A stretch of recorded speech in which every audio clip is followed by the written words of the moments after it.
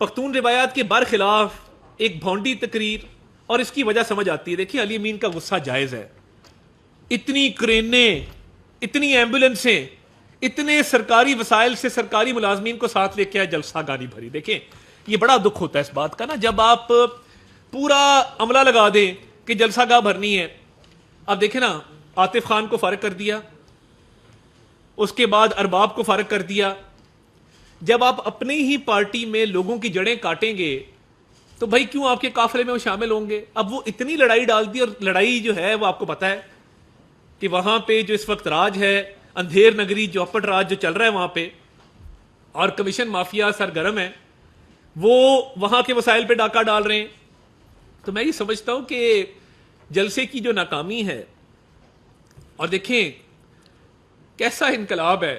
یہ جو دعوے ہوتے ہیں نا روز گلا پھاڑ پھاڑ کے، floor of the house, press کانفرنسیں، ٹک ٹاکیں بن رہی ہیں، انقلاب آ جائے گا.